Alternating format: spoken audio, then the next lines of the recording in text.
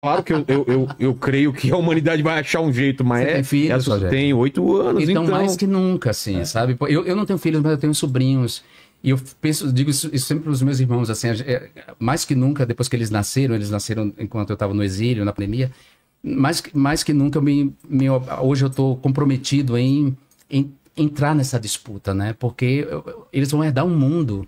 E aí eu quero deixar o mundo melhor para eles e quero deixar pessoas melhores para o mundo. Então eles também estão sendo educados de uma maneira a serem pessoas melhores para o mundo, a pensar de uma outra maneira. Não, isso é importante. Eu diria assim, mesmo que a luta ela passe o tempo das nossas vidas, E vai passar, né? Porque ela é uma luta pode contínua. ser, mas mesmo que seja isso, você guardar as armas para a próxima geração já é uma tarefa muito gloriosa. Pô, Muito gloriosa. Que é a grande tarefa, eu acho que... Porque isso, a gente não vai mudar muito. Eu já tive essa fantasia, né? Quando a gente é jovem, a gente tem essas fantasias que não deixa de ser uma fantasia narcísica. O exílio foi muito importante para então, mim. essa é uma questão que eu ia colocar, não sei se a pergunta do chat também alguém com certeza vai perguntar isso, mas o lance de...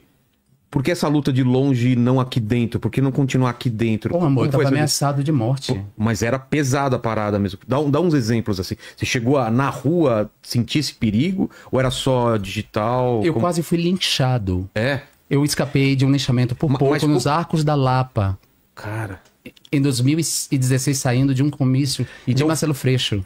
foi escalando de Eu um tive jeito... que correr até o meu carro para não ser interceptado por 5 homens nos Arcos da Cara. Lapa, na Fundação Progresso. Em 2016, em 2018, a equipe de segurança atrasou para me pegar. Então não era só uma mensagenzinha, vou te matar. Não, querido. Cara. Não. Era um plano muito mais... Sabe, as pessoas que planejam... Sim, Marielle, quando você viu aquilo lá, você falou... E que planejaram agora, estavam planejando o assassinato Exato. de Lula. Exato. São essas pessoas. São as mesmas pessoas. Entendi. Certo? Então, não era uma escolha. Se eu pudesse escolher, eu ficava aqui com o meu mandato. Eu fui eleito para ele. Aí ia ter que Mas não tinha segurança como. pra controlar. Não, aí eu não ia ter não ia ter vida, e né? não ia ter proteção. O governo Temer me negou uma medida cautelar. Você pediu e... A gente fez o pedido, a Comissão Interamericana de Direitos Humanos, da OEA, fez o pedido formal ao governo Como que ele Temer. nega um negócio desse? Negou, simplesmente, querido. Negou, Se ele vai vir simplesmente. aqui, eu pergunto pra ele. Pois é. Um dia que ele vier aqui, você pergunta pra ele. Vou perguntar. Né? Ele com suas mesóclises, por que ele negou que eu estava em perigo naquele momento? Sabe por quê? Porque ele fez parte do butim. Negaloia, né? Hã? Negaloia. Porque ele fez parte do butim pós-golpe de 2016, né? Em que a direita tradicional e dita democrática se uniu ao banditismo mais rastaquera para golpear Dilma e implantar uma agenda econômica neoliberal, radicalmente neoliberal, que Dilma não estava dando conta. Eles achavam que o governo Dilma já não era neoliberal o Estão suficiente. acusando o governo do Lula de ser neoliberal. Uma parte da esquerda. Você tem visto isso, né? O governo Lula é um governo neoliberal. É Então. impossível negar, mas é um governo neoliberal com alguma sensibilidade aos mais pobres, digamos assim. É impossível, o Lula... Não, Sei. acho que seja... Bom, aí seria papo para um... Isso assim, eu acho que o governo tem muitas limitações. Sim. Agora, de toda forma, acho que o governo ganhou um prêmio, um presente agora.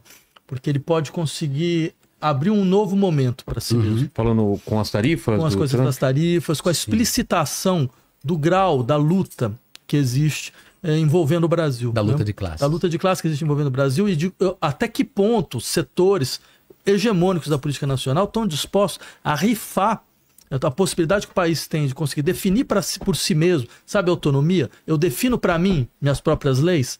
Quer dizer, nunca foi tão explícito um país lutando contra a autonomia do outro. Porque é uma briga contra as leis que nós definimos que eram necessárias. Não tem nada velado, né? Exatamente. As claras. Então, ou seja, assim, acho que o governo tem uma chance enorme nesse momento Pouco tempo. de fazer uma inflexão, Sim. certo? De apresentar aquilo que ele pode apresentar. Eu espero que ele faça isso. porque Mas, Jean, até eu queria agora não voltar foi o que então, aconteceu. explicar esse contexto direito, porque a gente estava de longe e não tinha essa... E eu acho legal Sim. você falar da gravidade. Como foi escalando isso? A partir de que momento? A partir... Bom, as primeiras denúncias, as primeiras ameaças já começaram em 2011. Tá. Em 2011 eu sofri as primeiras ameaças, inclusive o Jornal Extra deu capa. A moça que ia lá fazer faxina na minha casa, Fátima, parou de ir. Ela disse, eu não vou, porque sempre sobra para os mais pobres. Eu achei curioso isso, ela dizer isso.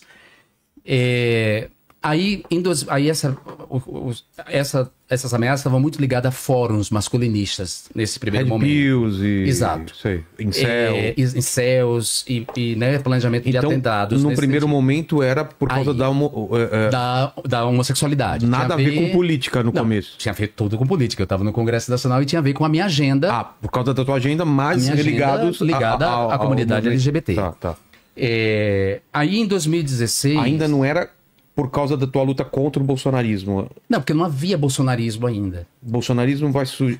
Embora Bolsonaro tenha sido a pessoa que em 2011 criou a expressão, criou a fantasia, a mentira, a fake news do kit gay, que é recuperado em 2018. Sim, então, sim. Foi em 2011 que isso foi criado. Mas o teu enfrentamento com o Bolsonaro vai ser depois... Não, já era ali. Já era ali, então. Com ele, Tá. já estava enfrentando essas forças. Mas não tinha essa turma... Mas essa turma, assim, ele já tinha esse apoio desses masculinistas, Tá.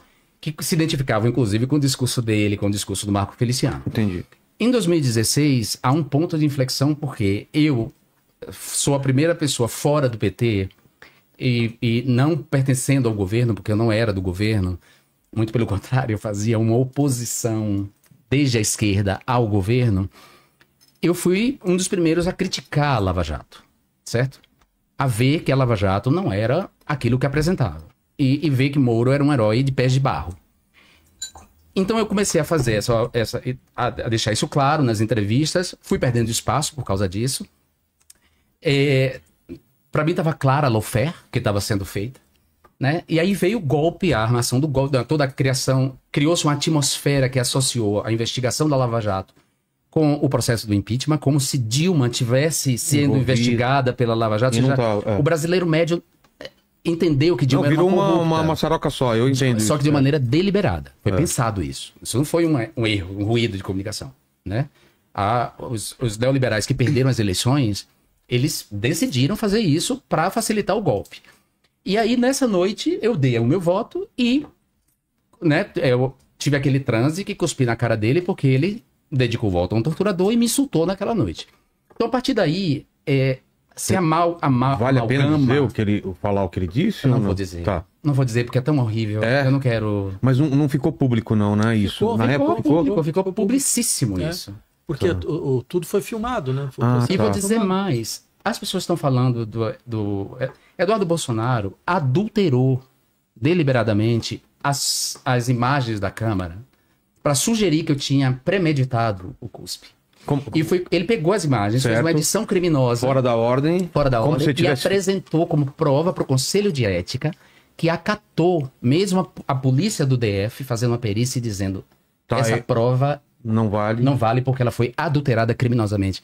Eles aceitaram e eu fui para o Conselho de Ética. E ao contrário de Glauber, que lutou pelo seu lugar, eu estava cagando. Eu falei, eu não vou me rebaixar. Esse conselho não tem ética. Eu só fui numa sessão... Acho que eu lembro desse vídeo, dessa discussão, como se você tivesse falado para alguém que ia fazer... Exatamente. Entendi. Pra você ver a índole dessa gente. Essa gente já era criminosa ali. E se as pessoas tivessem um pouco de solidariedade, eu digo à esquerda, e compreendesse para além do seu umbigo, já entraria de sola na minha defesa.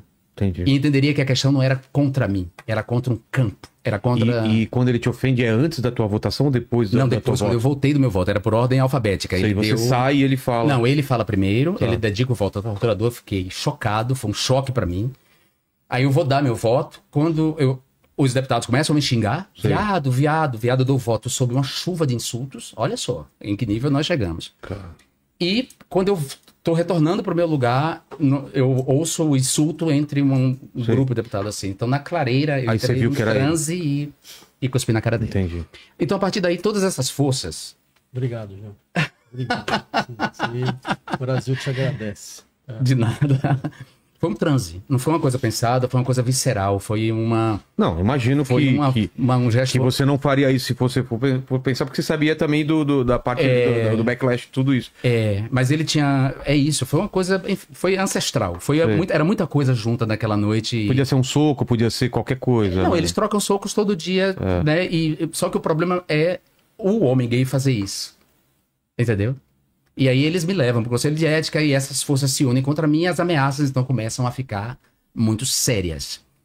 Telefonemas anônimos para o gabinete, para a minha casa, Eles começam a mandar em redes de WhatsApp as fotos da fachada da casa Putz, isso da minha é família. assustador. E eu cara. fazendo denúncias à Polícia Federal, uma atrás Isso é da outra. assustador. E a Polícia Federal não movia uma palha para acabar com isso. Nada. Aí chegamos no abismo de 2018 com o assassinato de Marielle Franco e tudo que você já sabe. É, claro. Enfim, é isso.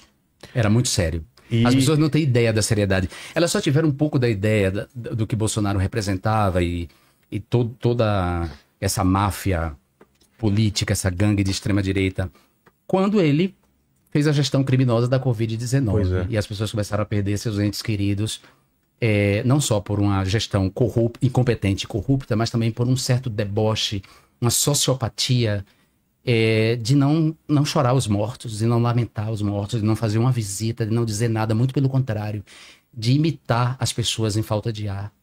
Assim, a gente não pode esquecer disso nunca. A gente não pode esquecer. Só há, Ou minimizar, né? querido, só há justiça, só há reconciliação com justiça. É porque isso, na verdade, foi um modo de gestão social.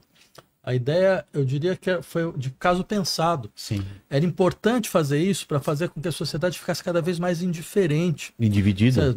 Cada vez mais assim, bem, morre-se. Né? Morre-se. Morre, se é pobre, tá Morre-se. morrendo. Então, não tem problema. Cada um que se vire, sabe aquela coisa? Não tem mais proteção, não tem a ideia de que Vamos cuidar da economia e cada um por si. Exatamente. A cada economia um não pode parar. não pode parar e cada um por si. É um projeto. Esse é um projeto. Não é uma coisa assim, o sujeito ele é mau, então não é um projeto de organização da sociedade. Sim. Vocês acham que foi pensado mesmo? Não Claro, foi? o Paulo Guedes era isso, assim, pô.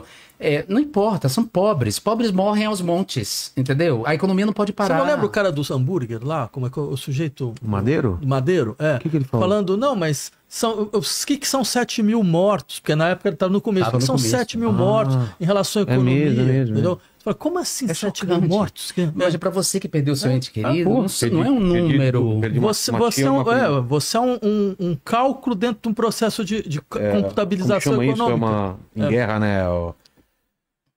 Você é um efeito colateral. Efeito colateral, exatamente. colateral, exatamente. Foi dessa maneira. Mas, Jean, Fale. e aí quando você decidiu, vou me exilar, Não Falou foi com isso, quem? foi um processo. Então. Assim. Quando a Comissão Interamericana me disse, o governo Temer negou a medida cautelar, a gente não tem poder de polícia, a gente não tem como lhe proteger. O que a gente pode é indicar o algum exílio, lugar pra... o que você vá para o exílio. Sim. E aí isso era muito sério, porque implicava deixar o meu país, Claro. deixar o meu seu mandato. E foram pessoas muito importantes nesse momento que me Tava ajudaram. casado, namorando na época? Como Não, você tava? o meu amor sempre foi um amor mundi. Você tava... Eu sempre tô solteiro, eu nunca mesmo? tô casado. E eu tudo adoro, bem? E tudo bem. Sexo é esporte, a gente faz. isso eu amo meus amigos. Sério? Você fica bem sozinho? Eu fico bem sozinho com os meus amigos. Não, eu sei. Você entende assim, mas Entendi. não preciso ter um companheiro, não sinto Tá, muita então a falta decisão disso. era mais com a tua família? Era e mais você- com a minha família. Então eu viajei, ninguém podia saber. Aí o E a Pedro... decisão do destino, como foi? Não, aí o Pedro Abramovay foi muito importante nesse sentido. O Pedro garantiu para mim uma bolsa na Open Society Divisão Europa. Pô, Para eu viver, porque Claro. não tinha outra forma de viver. E quando eu cheguei, eu fui para Madrid, de Madrid fui para Alemanha, aí eu fiz um trabalho para a Fundação Rosa Luxemburgo, que foi importante, e logo depois, um semestre antes da pandemia, James Green, professor James Green da Universidade Brown, e professor Sidney Chalhoub, da Faculdade de História, do Instituto de História de Harvard, me convidaram como professor visitante do Hutchins Center, do Instituto Afro-Latino-Americano. significa o quê? Que você tinha... Eu era um professor convidado, então eu poderia desenvolver uma parte da minha pesquisa lá sobre desinformação, essa Sei. parte, e fazer conferências, né? E aí eu fiquei, e aí um semestre depois que eu estava lá, enfim, veio a pandemia. Veio o inverno, foi dia 13 de março, quando a Caramba, Universidade de você Harvard ficou em fechou as lockdown lá? portas. Lockdown, com menos 17 graus, eu entrei, eu surtei, tive uma crise de pânico severa, muito severa, porque veio o fantasma da aniquilação, o medo de morrer sozinho no exílio, de não ver minha mãe, porque Pois minha mãe é é. uma idosa. E assim, eu agradeço muito aos meus amigos que seguraram minha onda nesse momento. Amigo de lá. Os amigos de lá. Que seguraram minha onda, porque foi um momento, uma crise de pânico severa. Então, tudo que eu recalquei, toda a violência, tudo que eu estava suportando há anos Veio à tona. veio à tona, mas de uma maneira avassaladora, assim, sabe? Aí eu vi que eu tava realmente na merda. Que eu tava à beira do abismo, sem notar que tava à beira do abismo. Então essas pessoas foram muito importantes. Meses Eu quero isso? agradecer toda a pandemia. Toda a pandemia. Toda a pandemia. Mas lá foi menos, né? Foi mais rápida. Não, era foi Trump, era o presidente. Não, era você tava onde? negacionista. Eu tava nos Estados Unidos. Ah, entendi que era a Alemanha. Não, tinha me mudado para os Estados Unidos. Ah, Eu tava tá. em Harvard quando Tá. rolou. Putz. Foi foda, foi muito punk. Mas enfim, eu quero agradecer aqui a essas pessoas todas que me deram a mão. E foram essas pessoas que me deram a mão. Não foi Porque o você partido. foi então Espanha. Eu fui para Madrid, Alemanha, Estados Unidos, depois Espanha de novo. E por que Espanha de Por novo? causa do doutorado, que Ah, era na tá. UB, na Universidade de E onde você Barcelona. ficou na Espanha? Em Em Barcelona? Barcelona. Em Barcelona. Então, assim, é isso. O partido nunca me ligou para saber como eu estava. As pessoas têm fantasia de que eu mantive o salário de deputado. Surgiram teorias conspiratórias de que eu tinha vendido o meu mandato Eu escutei isso também. para o Glenn Greenwald, porque o David Miranda surgiu essa teoria conspiratória. Imagina. Eu ouvi Uma isso. teoria Você não viu? conspiratória envolvendo 3 homens gays, ela cola. Imagina, 3 homens gays. Entraram em conluio, combinaram. Eu vi isso. Deixa eu contar isso rápido aqui antes de terminar. Relaxa, não. Aqui é podcast, você tem tempo o que quiser. Eu tava aqui. indo para uma conferência na NAIU. Fui de Boston, né? De metrô, isso antes da pandemia. Sei. E aí cheguei na estação de Boston, peguei o metrô para ir para NAIU. Aí eu tô lá no metrô, aquele metrô de Nova York, cheio de gente, assim. Aí ouço 2 pessoas, um casal, fala assim: ah, que bonito. Vende o mandato para ficar. Em português, você ouviu? Em português. Eles disseram em português. Vende o mandato para vir curtir o capitalismo. No metrô. Aí eu respirei. Lotado. Eles estavam assim, né? Um pouco distante. Eu cruzei, fui assim, passei pelas pessoas, cheguei perto deles.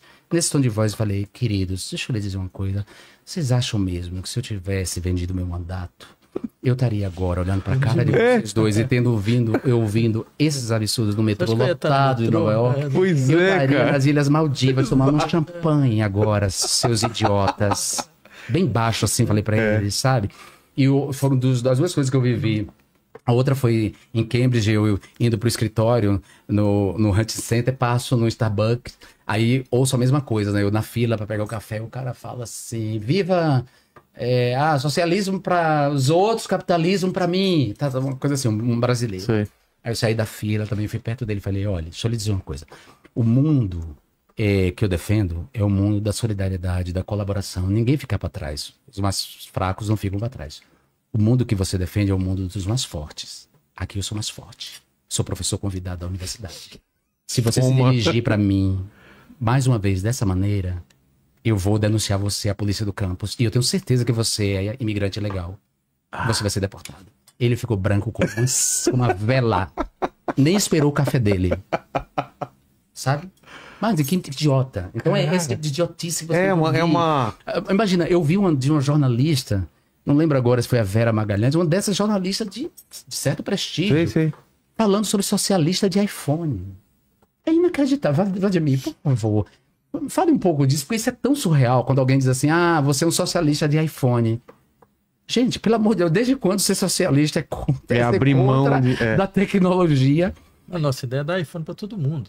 Claro, que todo mundo tem acesso ao iPhone. Pois é. Uma estupidez de achar que ser socialista é fazer um voto de pobreza. Não é um voto de pobreza. A gente quer um mundo digno para todo mundo. Essa é a diferença. Porque a gente não quer que as pessoas precisem de iPhone para serem pessoas. É outra coisa. Ou para ter status. Exatamente. E quando te comparam ao Eduardo Bolsonaro, ao exílio dele, que não, mas você aí responde? não... Não, eu sei. Foi uma comparação que ele forçou essa barra, né?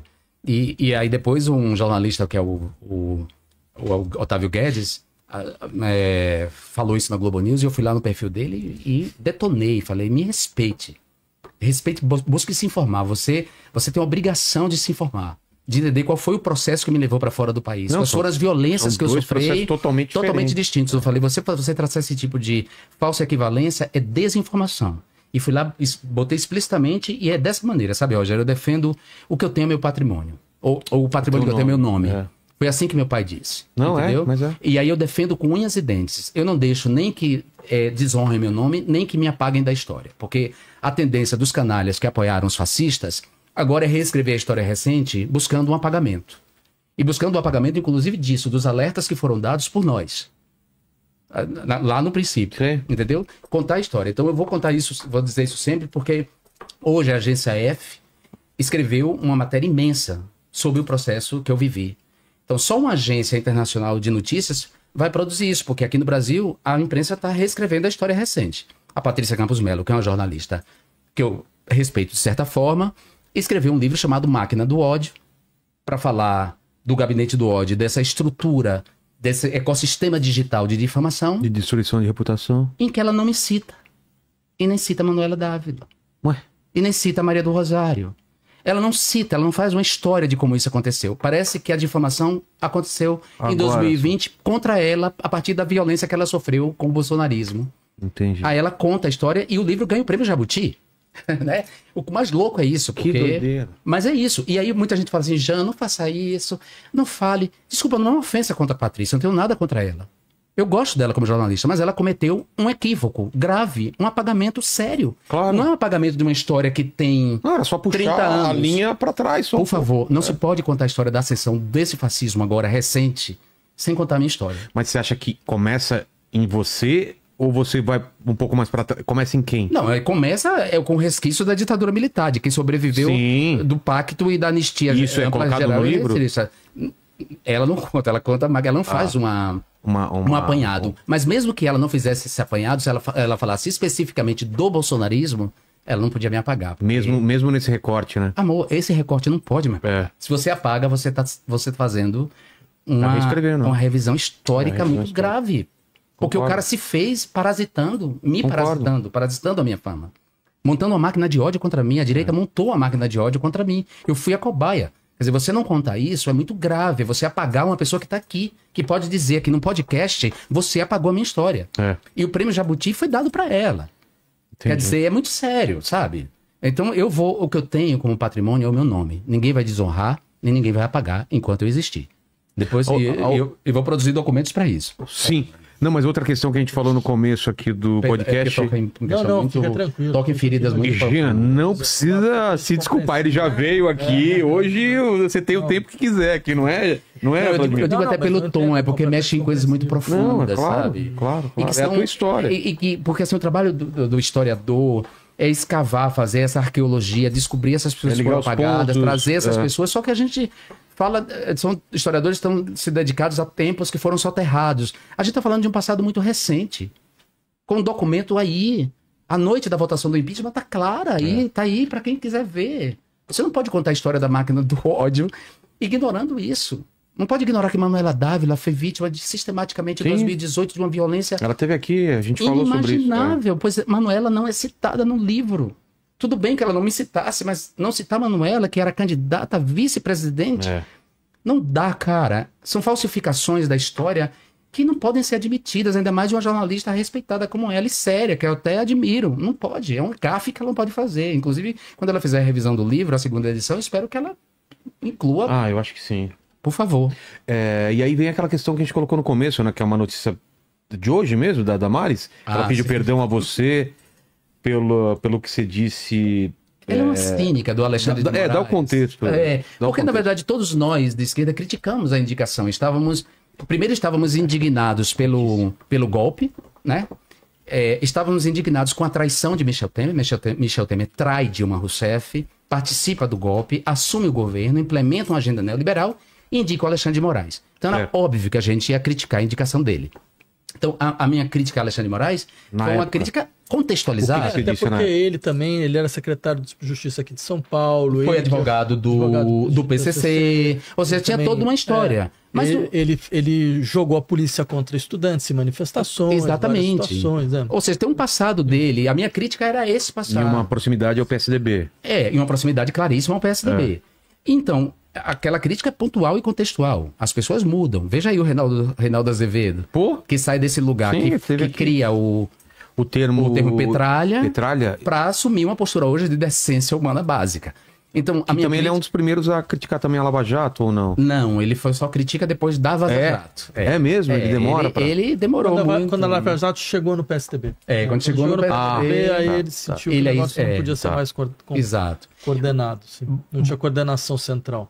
Isso. Então a cínica da Damares pega essa crítica, O que você chama ele do que, o Alexandre de Moraes? Eu não lembro agora, é tanto ditador? tempo. Não sei o que é. Não lembro agora. Só que ela disse assim, a gente quer pedir perdão a João Williams. Quer dizer, ela ainda erra meu nome, né? E junto com não sei nem se é de propósito mesmo, é porque ela não sabe mesmo. Mas você, a Glaze e o PT. Ela falou mais gente. O Randolph. O Randolph também. E aí o Metrópole, que também não tem nenhum critério no jornalismo, vai lá e também cita meu nome errado. E aí as pessoas começaram a me marcar, eu fui lá e fiz uma série de tweets colocando ela no lugar dela, né? Quer dizer, ela é uma cínica, Mas claramente foi ironia, né? Óbvio que é uma ironia, ela é uma ardilosa, é uma das piores pessoas que eu acho, assim, é mentirosa, compulsiva, ela tem fantasias sexuais assombrosas, né? Aquelas denúncias que ela faz, no fundo são fantasias dos dentes, são fantasias sexuais dela, ela é uma mulher visivelmente acelerada, e eu não gosto do discurso ad hominem não, porque ela é uma fascista, mas nesse momento eu tenho que dizer porque é inacreditável que essa sujeita seja senadora da República e votada pelo DF. Enfim. Vamos, Kratos, perguntas. Bom, vamos lá. Antes aqui, ó, a melhorou a imagem que você... Melhorou, então, o que você fez? Aí, eu só coloquei e pedi pra ela melhorar, verdade? Olha aí, Vladimir.